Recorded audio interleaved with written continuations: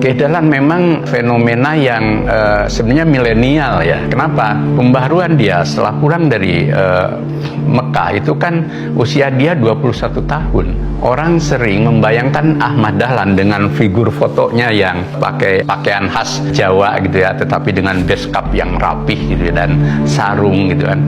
Kiai Dahlan tampil sebagai kaum muda. Nah, jejak pembaharuan Kiai Dahlan ini kemudian dalam konteks Indonesia itu memang kontras ya, kontras karena dia mampu memperbaharui cara berpikir keislaman dengan Islam berkemajuan. Itu merupakan tonggak awal dari lahirnya reformisme Islam, lahirnya modernisme Islam.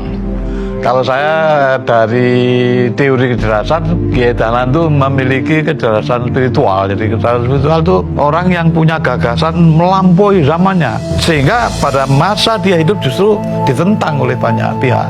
Bagaimana kemudian dia menentang leluhurnya, menentang atasannya dengan misalnya membuat garis kiblat, itu kan juga luar biasa loh itu. Itu menentang penghulu-penghulu itu pejabat tinggi di kerajaan, itu ditentang.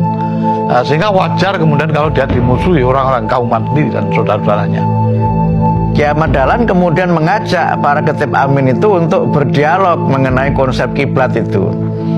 Kemudian mengkaitkan konsep kiblat itu dengan ajaran agama Islam yang beliau pahami dengan pemahaman yang baru, kemudian dengan kemampuannya di bidang ilmu falak menunjukkan arah kiblat sesuai dengan falak itu seperti itu. Berkali-kali dialog itu dilakukan, tetapi para ketib itu tidak berani untuk melakukan perubahan dan tidak bisa menerima itu. Mungkin lebih karena faktor otoritas yang berkaitan dengan posisinya sebagai masjid sultan atau masjid resmi pada waktu itu. Tetapi anak-anak muda yang menganggap gagasan Dahlan itu lebih tepat, itu yang kemudian secara frontal membuat garis-garis soft sebagaimana hitungan falak Ahmad Dahlan dan konsep kiblat menurut Ahmad Dahlan. Karena umat belum paham apa yang dimaksud, kemudian juga terbiasa dengan pola pikir yang status quo, lalu keadaan dianggap sebagai pembawa agama baru, bahkan disebut kafir.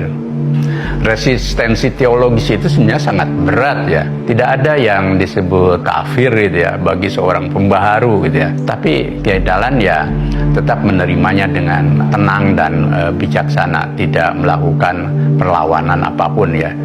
Kiai Dahlan tidak ingin berbenturan secara langsung, tetapi beliau mencari alternatif. Lalu Kiai Dahlan akhirnya bikin melanggar sendiri, biarpun kecil. Tapi ini pun kemudian dirobohkan ya. Ini sebenarnya sebuah peristiwa baru ya. Tidak ada masjid yang dirobohkan oleh umat Islam sendiri gitu.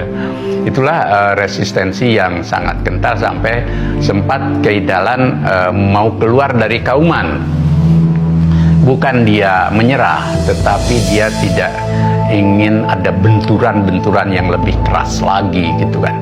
Ketika sering muncul bahwa Muhammadiyah itu dianggap anti ziarah kubur misalnya, sebenarnya yang direspon oleh Kiai Ahmad Dahlan itu bukan ziarah kuburnya. Ziarah kubur itu sebuah tuntunan dan ajaran Islam yang oleh Nabi juga dianjurkan.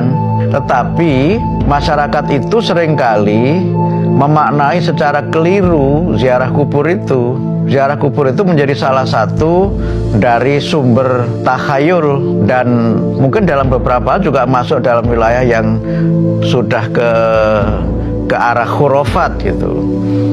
Karena itu maka Kiai Ahmad Dahlan bukan mengkritik secara keras mereka yang melakukan itu, tetapi menegaskan prinsipnya bahwa beliau itu punya prinsip ketika orang itu berdoa ya berdoa langsung kepada Allah.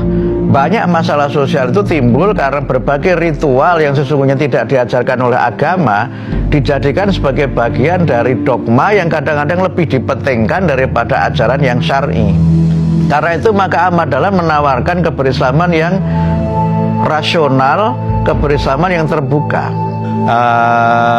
Muhammadiyah lah yang memulai taklim, jadi mengaji, memahami ajaran Islam dari masjid dan dari pesantren ke masyarakat. Sehingga pada waktu itu Kiai Dahlan dituduh melecehkan Islam, melecehkan kiai, melecehkan ulama karena ngecer. Jadi kalau sebelumnya itu kan orang datang ke kiai untuk minta ilmu. Nah sekarang ini kan tidak, kiai ngecer gitu. Dan yang fisik lebih jauh lagi itu sebenarnya ancaman ya. Ketika Kiai Dahlan mau dakwah ke Banyuwangi kan ada ancaman akan ada pembunuhan gitu ya. Tapi Kiai Dahlan datang, dan setelah sampai di sana menyampaikan tabligh tidak begitu lama karena dilempari batu, kemudian Kiai Dahlan selesai.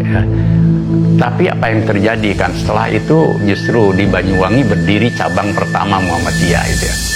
Resistensi masa awal itu menurut saya lebih banyak terjadi karena kekhawatiran adanya kelompok tertentu yang kehilangan posisi, dan itu sesuatu yang wajar saja dimanapun. Ketika Nabi Muhammad berdakwah di Mekah juga tantangannya kan dari mereka yang mendapatkan social privilege.